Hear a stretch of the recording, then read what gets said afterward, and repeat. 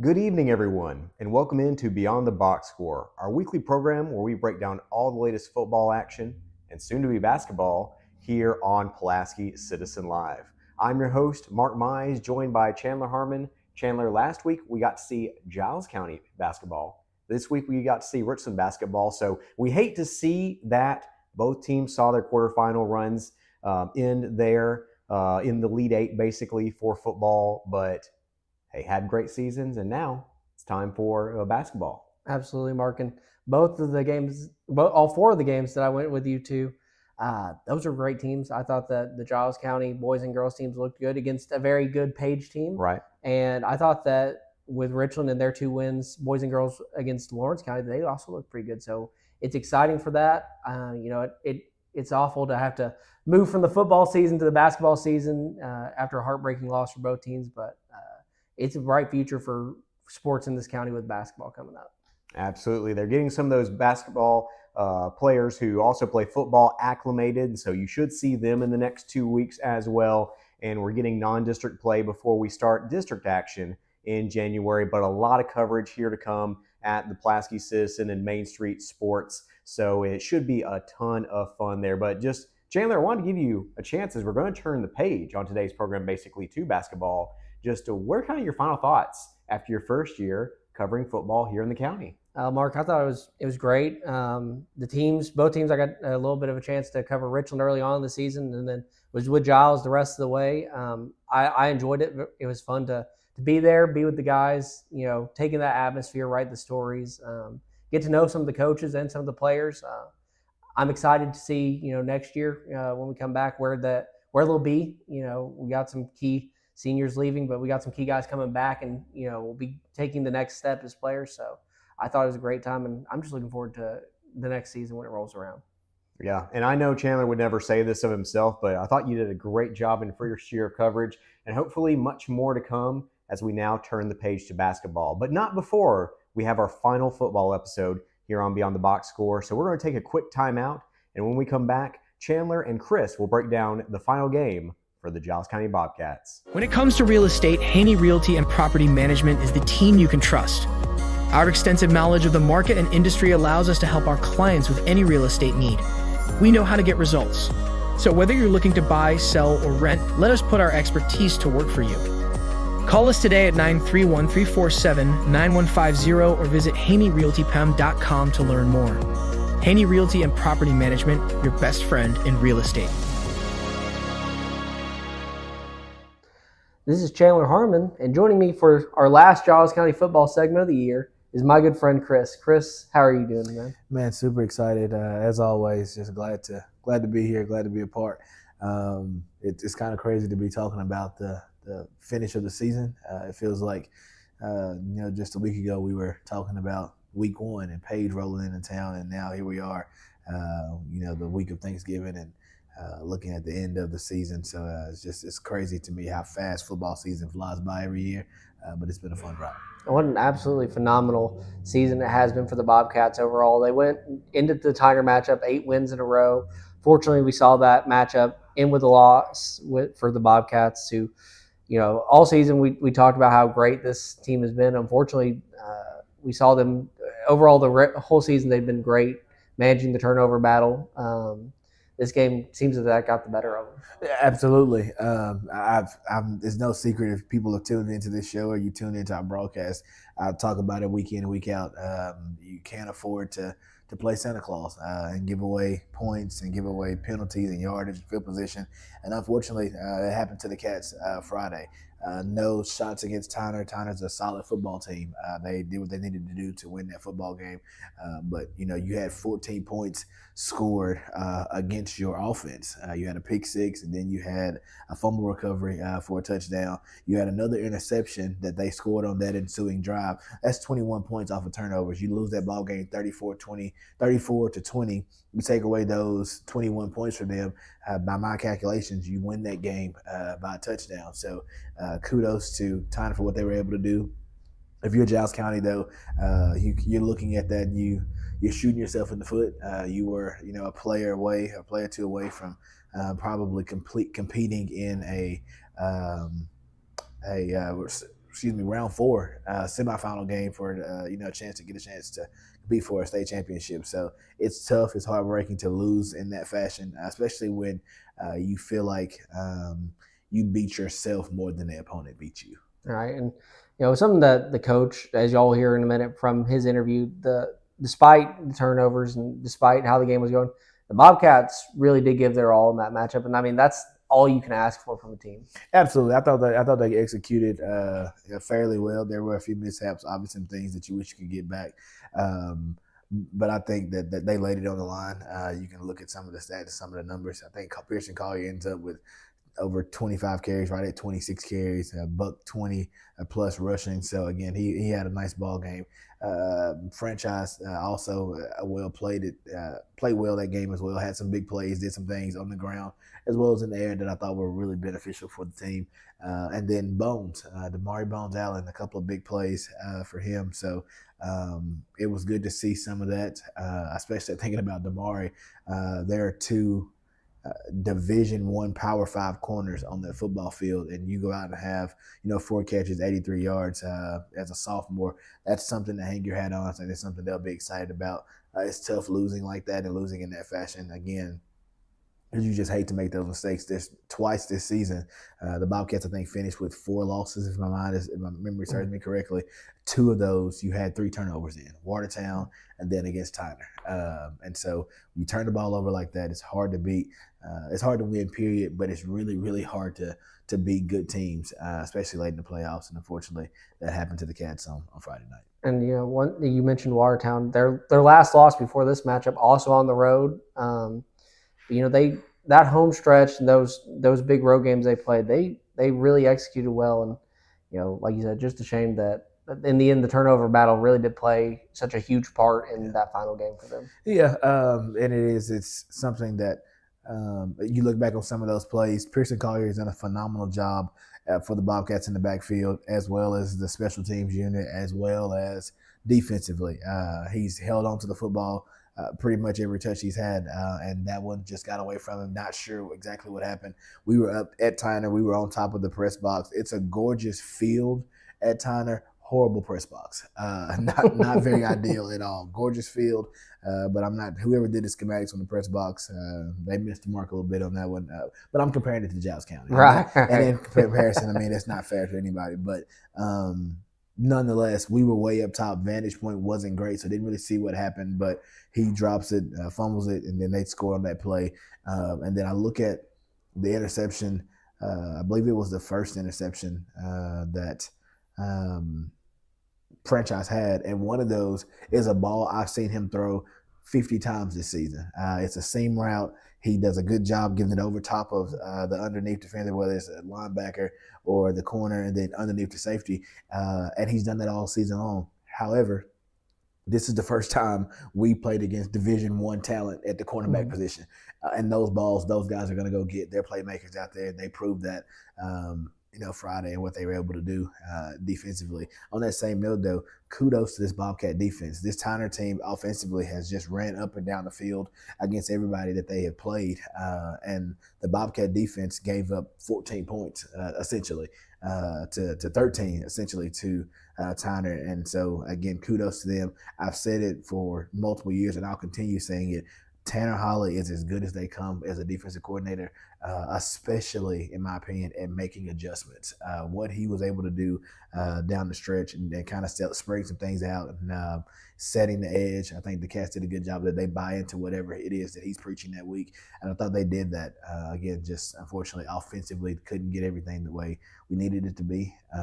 But you got you lost some very valuable seniors. So kudos to those guys that, won't be returning next season. Thank you for all that you've done. I think you mentioned like 36 wins in their high school career. If my math serves me correctly, that means you're averaging right at almost 10 to 12 wins. 9 wins a season. So again, I mean, that's impressive for a group of seniors. So again, kudos to those guys.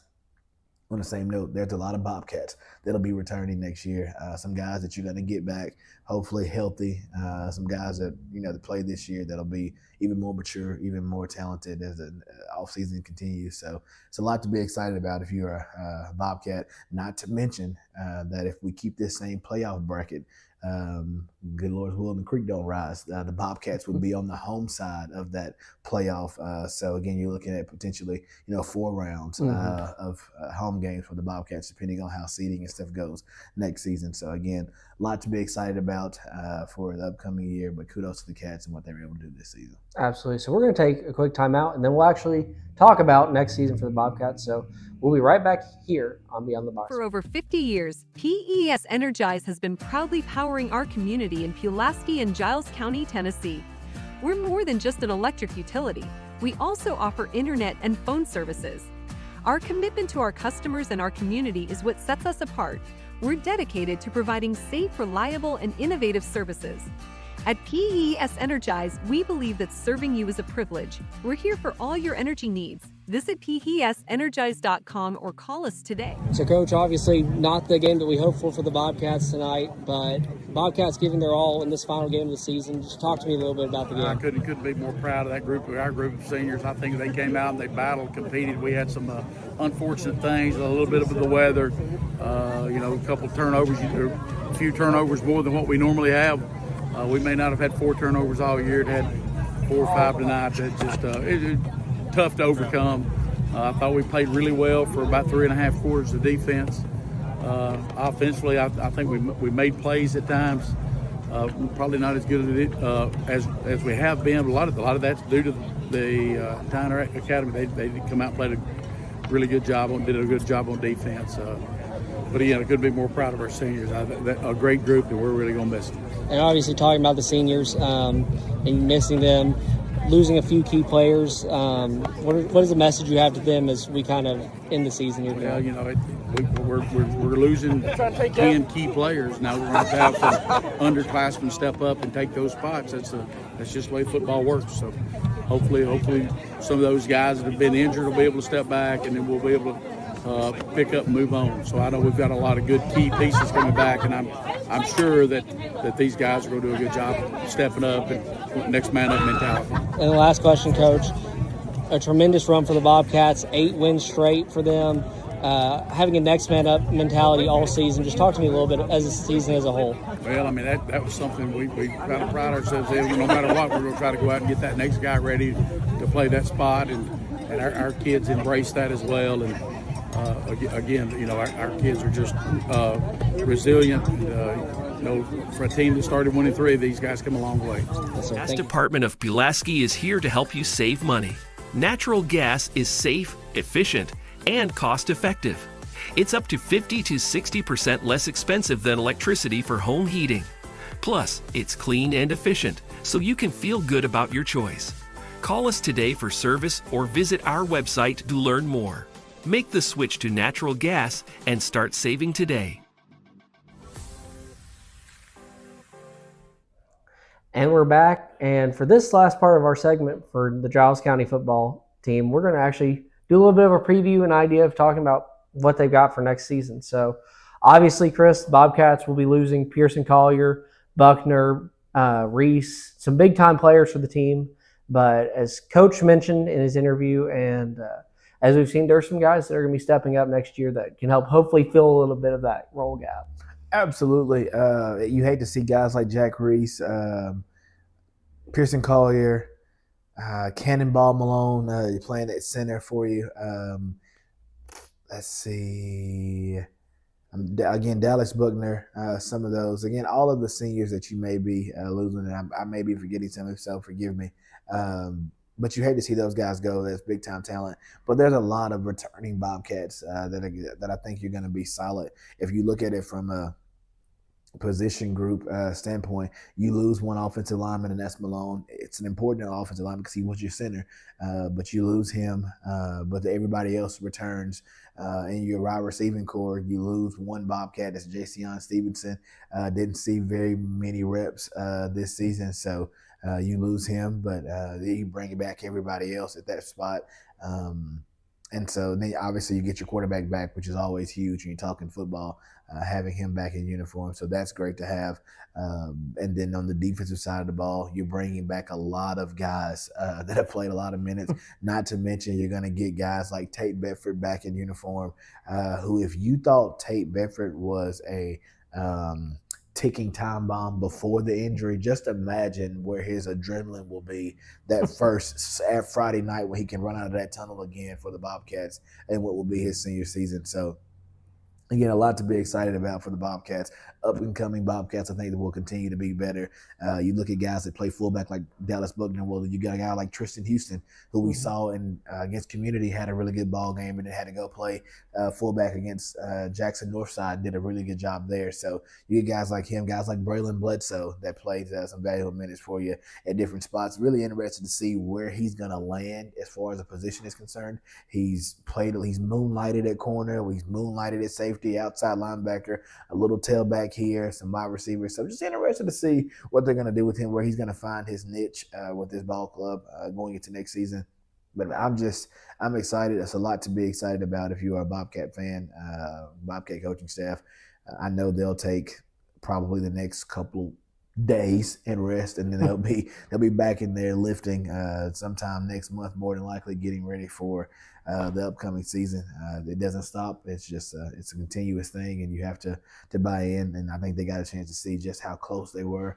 Hopefully next year we can get over that hump. Yeah, absolutely. And Bobcats, obviously, with like you said, there's some players that we didn't get to see due to injury, and that will be exciting to get them back next year. We've lost, originally Collier came in, stepped in at running back, was a diamond in the rough for the Bobcats at that position, but hopefully we'll be getting a bunch of those guys that we lost this year back. Houston will be taking some big steps.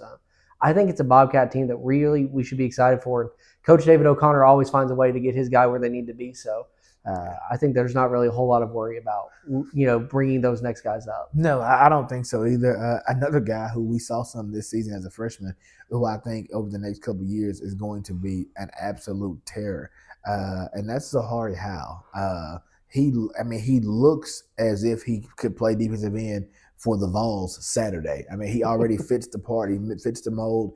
And so just getting him in position, getting him ready, him getting stronger, bigger, all those things going into next season at the defensive end spot could be just an absolute monster for the Bobcats, playing alongside guys like Tate Bedford and just some of those other Bobcats Braylon Davis, another Bobcat, the tank, as they call him, he'll be back. Zion Walker will also be back. And then again, you lose guys like W.T. Eddy on the defensive line, a guy that's laid it all on the line for the Bobcats over the last couple of years. So he's a special kid, to say the very least.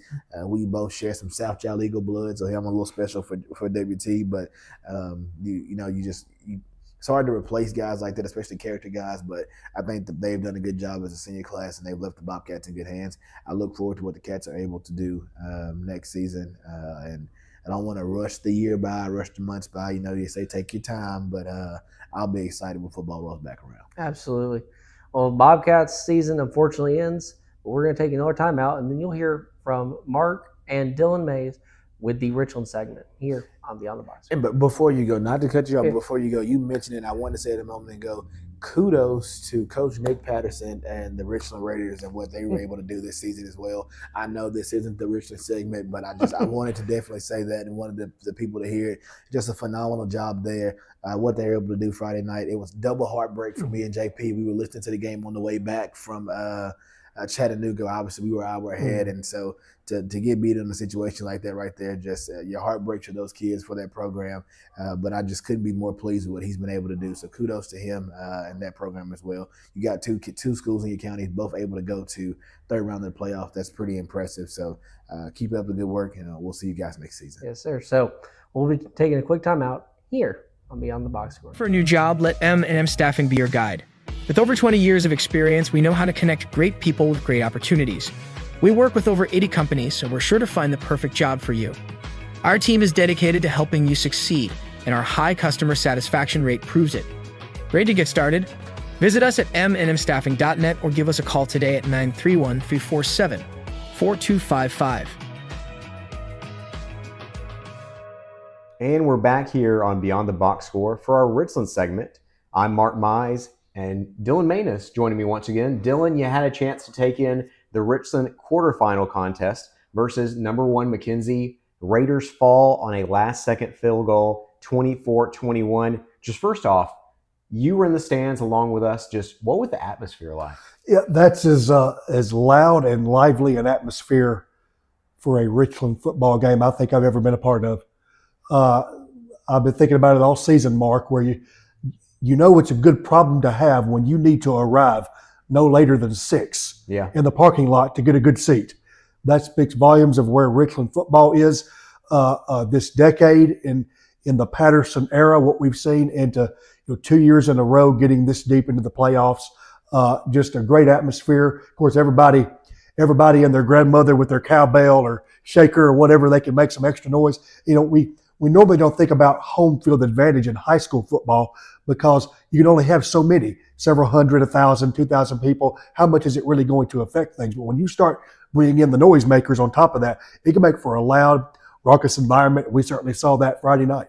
And there's so many things that go into it too, in the sense of, your game day, routine being disrupted when you have to go 3-4 hours, which it was about 3 hours for McKenzie to travel over here to Wayne Hobbs Stadium. And last year, of course, Richland went on the road and lost 56-6.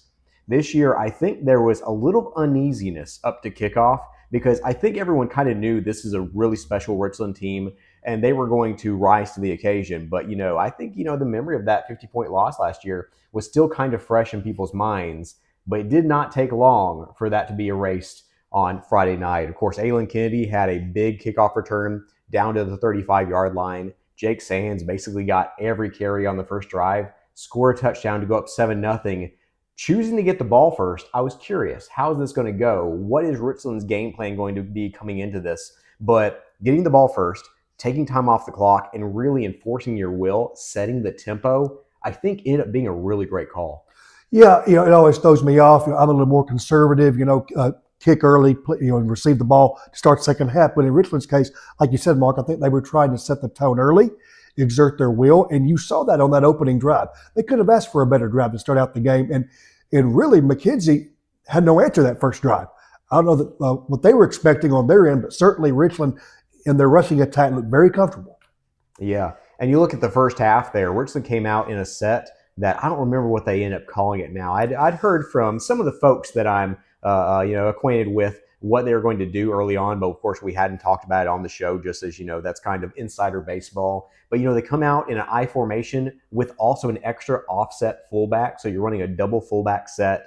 They're really just running Sands over and over, and really he had a great night. 21 carries, 98 yards, 2 touchdowns. Also had a 13-yard reception. And so, over 100 yards, a couple of scores. I think there's a reason we really expect him to be region MVP. Of course, they had a couple times that they went for on fourth down. One of them gave McKenzie a short field. They scored there. Another punt that was a little bit shorter ended up giving McKenzie another chance to score. But Richland, that big touchdown right before the half, in which I believe that was where Jake Sands scored his second touchdown of the night to make it 14-14 at the break. That felt like a make-or-break moment, and Richland really answered when they absolutely had to. Yeah, you could tell there was a little bit of a momentum shift there when McKenzie went up 14-7 there, and it was a huge answer there right before halftime. We talk about the last 4 minutes of the first half, and the first 4 minutes of the second half being so crucial. Sir? The middle eight. Yeah, that's it, the middle eight. Thank you. And as Josh Heupel likes to call it, but it sets the tone for you. And I think for Richland going in, I certainly felt very good about that score. Going into halftime, hey, this isn't some blowout like last year. This isn't some kind of, let's get the running clock. No, Richland was here to play, and they were every bit the equal of McKenzie. Really, I think that when the game started to turn was in the second half, where you had 2 different Richland drives in which they drove down inside the 40. One of them, they had a personal foul followed up by an ineligible receiver downfield, in which you had 2 different times where you got down to about the 20-yard line, and both times it got called back and pushed you back. Richland ends up having to punt there, if I'm not mistaken. And then the next drive, they get inside the 20, and then they have a false start, and then Schrader gets sacked on a play there, and they end up going for on fourth down, and they don't get it. And so those 2 drives where they got inside the opponent's 40, they came away with no points, 2 straight drives. I really think that was a missed opportunity that they really needed later on. Yeah, that's a good point, Mark. Richland, for the bulk of the night, ran the ball well, were able to move the ball pretty consistently, as we've said.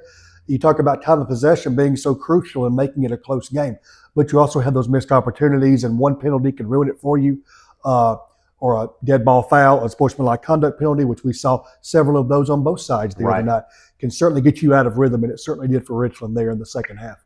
Yeah, when Richland was playing in front of the chains, they were basically unstoppable. But when you saw them get behind the chains, that's where you really saw just how good this McKenzie team was, that came in only giving up an average of 8 points per game. Fourth quarter, McKenzie's up 7. Richland basically has to have a score there. They were always going to be 4-down territory on every single play of that drive. And Richland just suddenly gets it figured out. Gavin Schrader has an 11-yard run to convert a 4th and 8. Then you have 3rd and 8, in which I believe that may have been the play they hit Sands on. And finally, you have the 14-yard rushing touchdown by Colin Cagle, where that moment was about as loud as I had heard it gotten all night. And so for them to answer once again, just like they did in the second quarter, I think it really shows the resilience of this team, that they were really ready for the moment. Richland proved to me, and I already felt pretty good about it, but being one of the top 8 teams or so in the state there, they proved their worth. We saw it throughout the season what this team potentially could be, and we were there for that Huntland game, of course, where it was a little bit of a struggle that night. Right. And from that point on, they hit their stride and didn't let go. Even in that loss the other night, I was very impressed.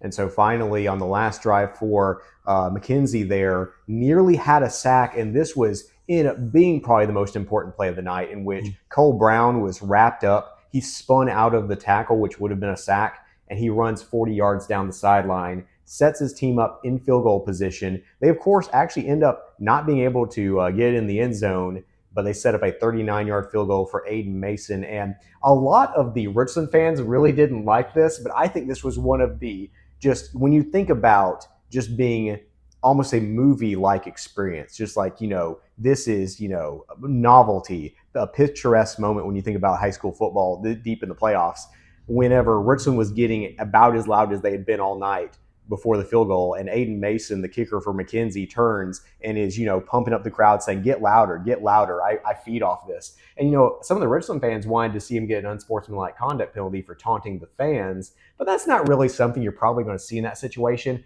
I personally was not offended by it, because I think that moments like that are what make high school football just the best experience that I've ever had it for a sporting event, is the fact that you have a kicker who is basically calling his shot, and if he misses it, wow, is he going to hear it? I mean, can you imagine if he'd missed that? But then to, get pumped up, to say, hey, get louder, I feed off this, and then to basically, that 39-yard field goal would have been good from 50 plus. I mean, really looks like a college level kicker, just like AJ Bates for Richland.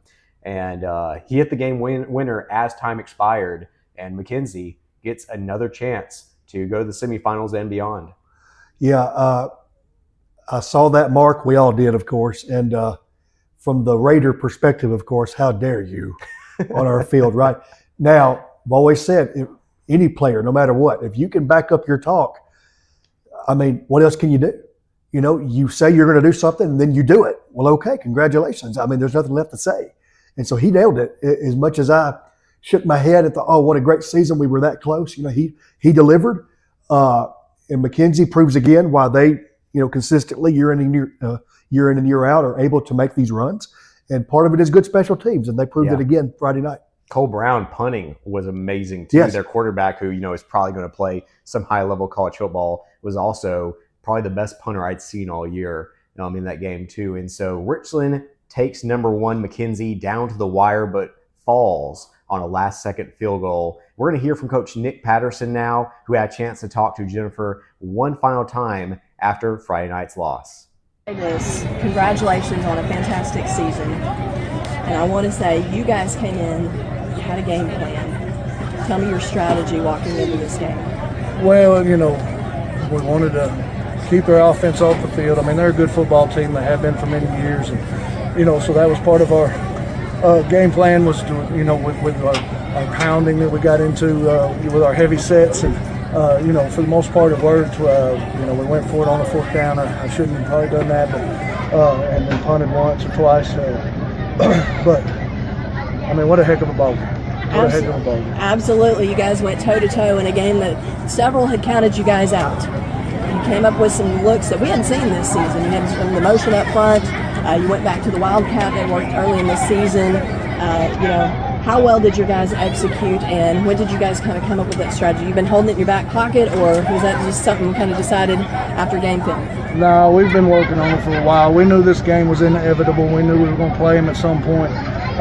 So we've been repping it in practice and for the last several weeks, really. And, it's just an extension of what we were already doing anyway. So, our kids did an outstanding job. They played with every ounce of guts they had tonight and left it all on that field, and I couldn't be more proud of it. Yeah, we said it's stinging right now, but they're going to get to look back and know that they had just an exceptional season, and unfortunately just kind of got short draw here in the quarterfinals. But I think you gained a lot of fans, a lot of respect tonight from around the state, because you guys, like I said, did go and traded punches with these guys. So talk to me real quick, wrap up, and just your thoughts over this season. Tell me a little bit about this senior group. Well, just an outstanding group, one of the most winningest groups that have come through here ever. Probably only to the 87-88 group in terms of total wins. I think they only got them by 4 or 5 probably total. So just a great group. We weren't sure at the beginning of the year where our leadership was going to come from. We had great leadership last year. We had a big number of seniors this year, but wasn't sure who was going to step up, and they've all stepped up. At different times, at different points, and in different ways, they've all stepped up and led this team. One of the big things mantras we have is leave it better than you found it. And this group has left it better than you found it again, which was, somewhat surprising for a lot of folks, considering that we won the region last year, considering we went to a quarterfinals last year. But this group, with the record and doing it back to back, and just even tonight, it stings. They will come out on the losing end, but only one team in 1A football is going to end the season on a win. And unfortunately that wasn't us tonight. Like I said, they played with every ounce of guts they had tonight. Absolutely. So again, credit to you, your coaching staff, but most importantly, these guys that have been the heart and soul of the team from the bottom to the top. I mean, even your 8th graders that you brought up have to buy into all of this. So as a Raider Nation faithful and the fans, I just want to say congratulations. Share that with your guys. I know it's, like I said, it hurts right now, but the memories you've created for them, congratulations, Coach, on a well-coached season, a well-played season, and for all the memories you gave us as fans. We hope for a better outcome. Wasn't on our way tonight, but like you said, only one team's going to be celebrating at the end. But man, enjoy what you guys created this season. Congratulations. Thank you to the fans and the community. It was a great atmosphere tonight. It was rocking and loud, just like we asked for. And what a great community. So thank you. When it comes to insurance, Winterberg and Associates Insurance is the team you can trust. We offer coverage for your home, auto, business, and more. We work hard to find the best policy for you at the best price. Our personalized service means we take the time to understand your needs and make sure you understand your options. We want you to feel confident and secure with your insurance policy. Let us make insurance simple for you.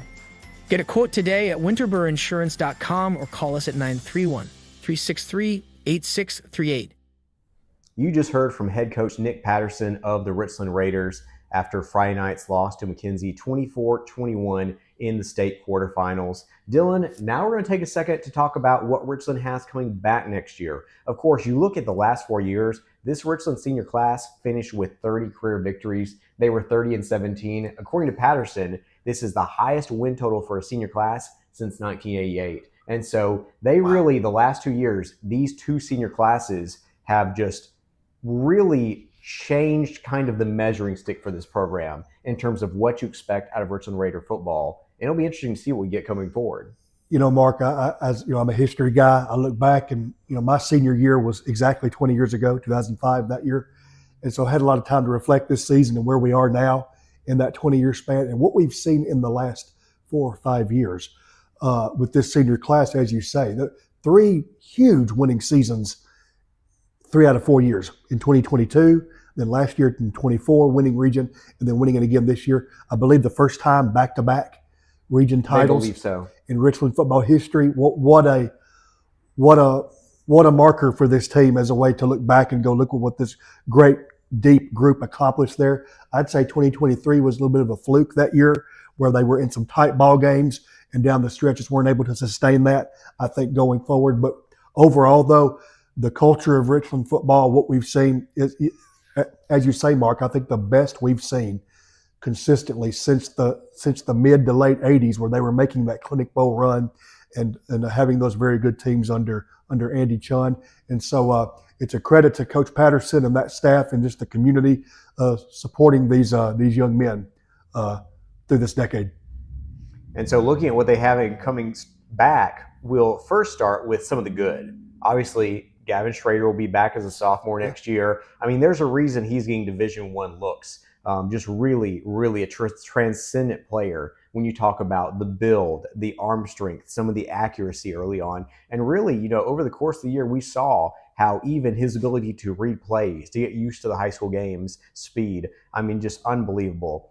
At running back, Colin Cagle comes back, and I thought he was a really, really good at running back. Before Sands took over the running back role later in the season, I feel like Cagle was the best running back until Sands joined that unit.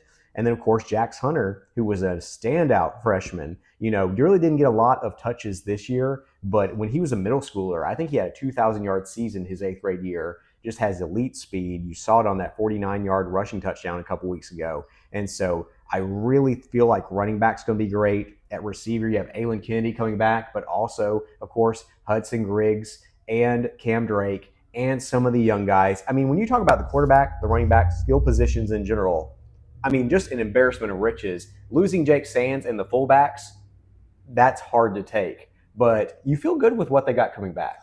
Yeah, you could see it on the field Friday night and various points throughout the season. How deep that Richland went at the tailback position, about 5 deep or so. And of course, Hunter there being, the freshman getting some mop-up duty there throughout the season where there were some big high-scoring games.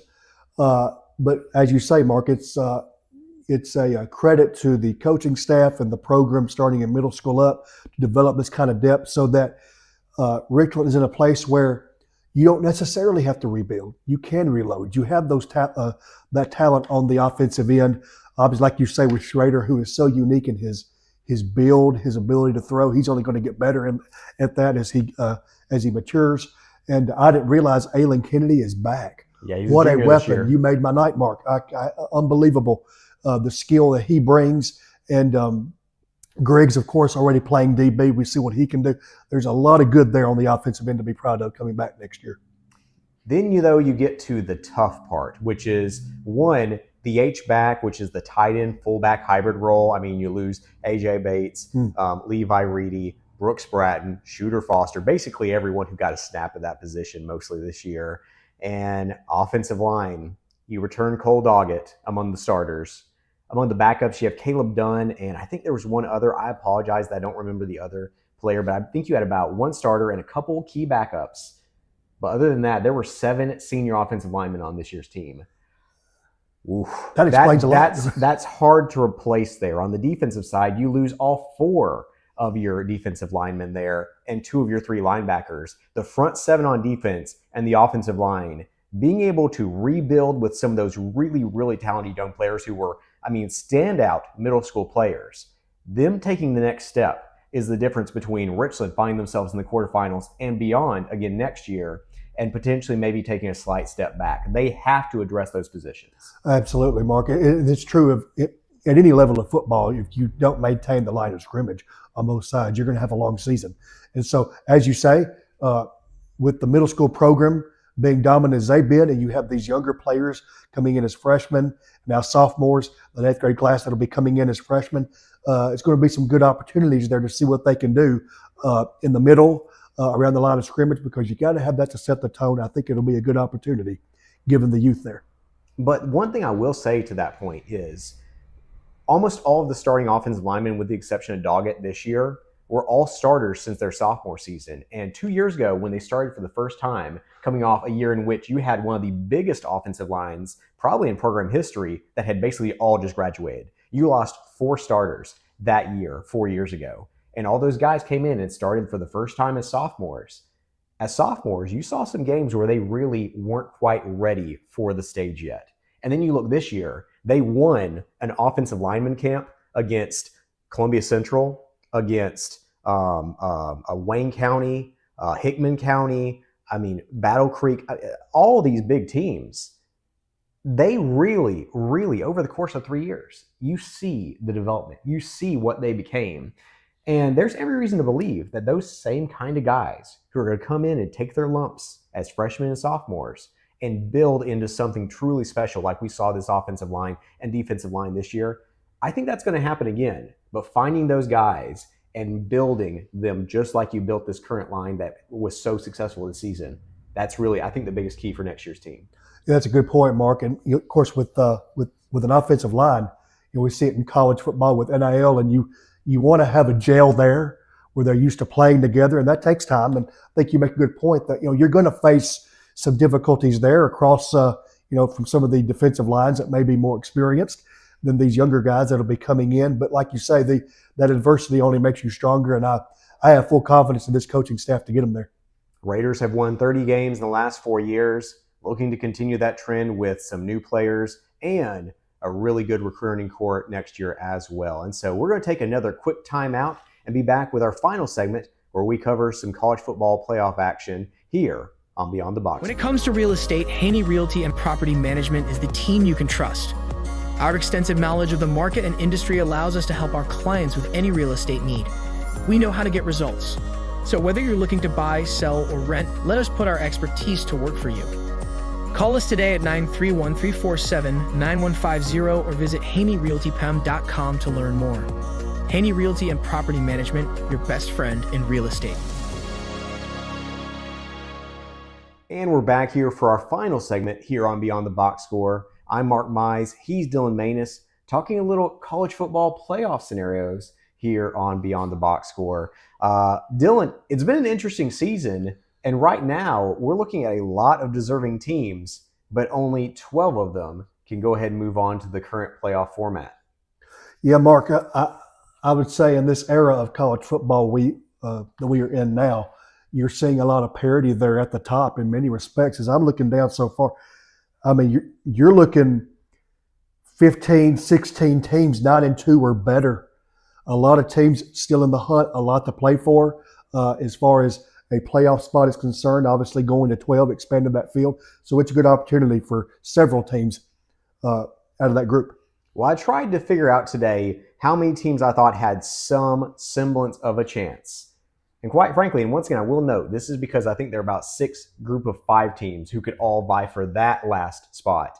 But if you count those, they're up to 23 teams I think have some chance to potentially still get in. And so there's still a lot to be decided as we enter rivalry week, and then of course have our conference championships after that. And so a lot still to be said. You look at the top there are some teams that I think are just some definite ends. Obviously Ohio State and Indiana, they look destined to play for the Big Ten championship there. And I would venture that no matter what happens in rivalry week and the conference championship, they're both probably in. A&M being undefeated, hard to imagine they wouldn't be in there as well. Right. Texas Tech, can't imagine a situation where they don't get in. Ole Miss, because they don't play for the SEC championship, feel like they're almost a sure in there too. Let's see here. That's probably all the ones that I would say are no doubters. Are there any there that you think I may have missed? Just to look, it's so nuanced as far as conference finish, who's going to play in their championship game. As far as shoe-ins, Ole Miss is there kind of on the edge there as far as, we're not sure if they're going to make the conference title game, but they're right there record-wise if they can beat Mississippi State. I think you're pretty spot on. I think Oregon kind of hovering there as well, being that third Big Ten team, depending on what happens with Ohio State, Indiana going forward here. So there's a few there. One interesting note, though, is the fact that I think the Big Ten is only going to get 3 teams in, and Michigan waiting in the wings at 9-2. If they beat Ohio State and they're 10-2 with a win over basically the team that's been number 1 since week 2 of the season, I can't imagine a situation where they don't put Michigan in. Wade Neely right now is suddenly somewhere his ears are burning. He's like, yes, Michigan football. Well, and you talk about the Big Ten Conference, they are top heavy Yeah. in every way. Those top teams are very good. And people may want to bash Indiana. Indiana is playing their best football ever in these last 2 seasons. And they're not just winning, they're winning decisively in many of these ball games so far.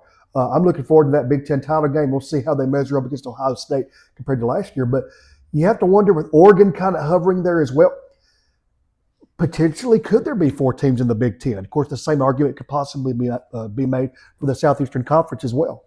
Well, I think the SEC looks like they could reasonably get 5 teams in. I mean, a lot will depend, too. You made a great point when we were talking off air for a second a moment ago, in the fact that Alabama, they're 9-2.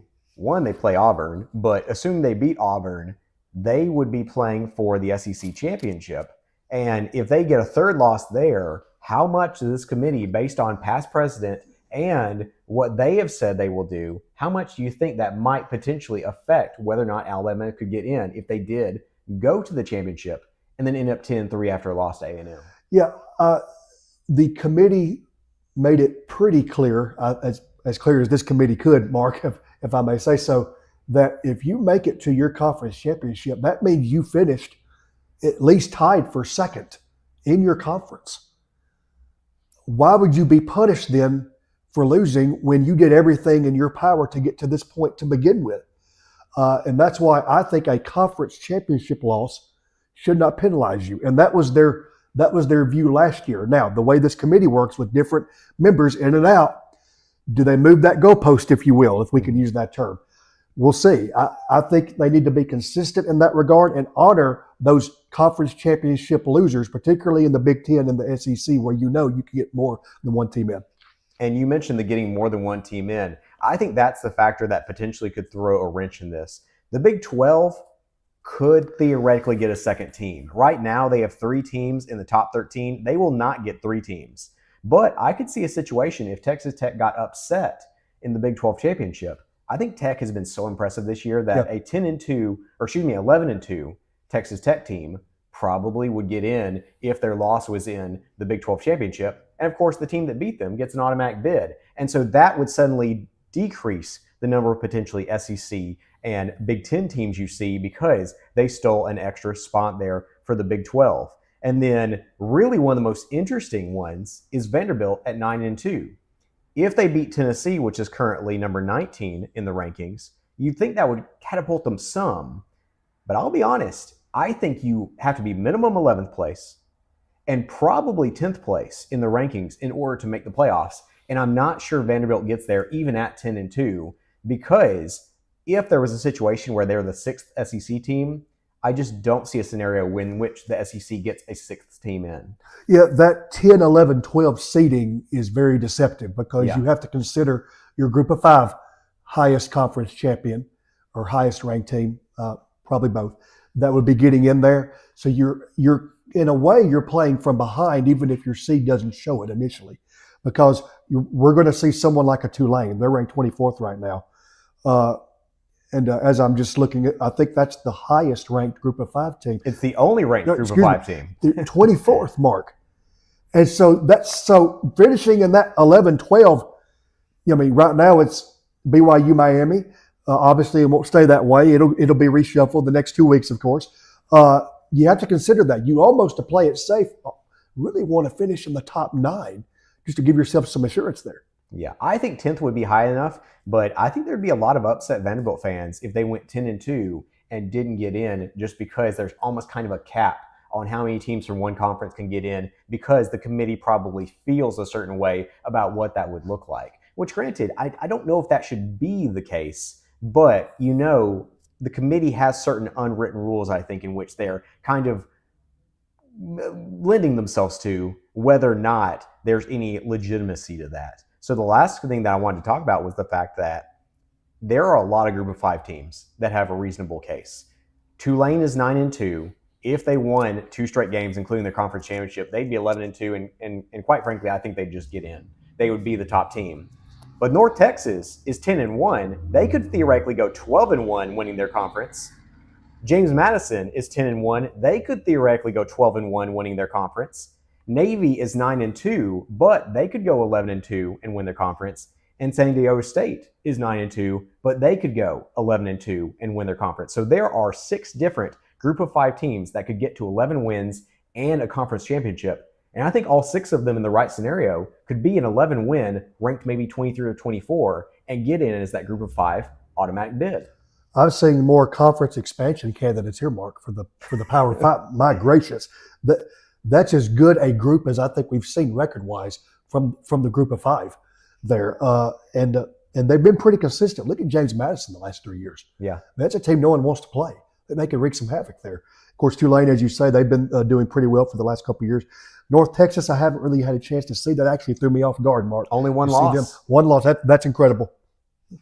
Well, funny thing though is, and this is something someone mentioned to me this week, what if Ohio State beats Indiana in the Big Ten championship? Indiana falls to 5th, and it's number 5 Indiana versus number 12 James Madison and Kurt Signetti versus his old team. That would be a really funny scenario there. And that's one thing that I like about the expanded playoffs, is that you get some more interesting storylines and some non-traditional matchups that you might not normally get there. Especially the fact you also get in round 1, you get teams that get to host, which I think is a really cool environment if your school gets to host in that situation. Absolutely. You talk about home field advantage starting out. That's really where you want to be. I know with Tennessee last year having to go to Ohio State, we were hoping we'd get the higher seed over Ohio State last year, the way they had it set up, and ended up going to Ohio State. So it does help to have home field advantage. So finally, I'm going to ask you, I'm going to put you on the spot. Pick your 4 Power 4 conference champions. Go ahead.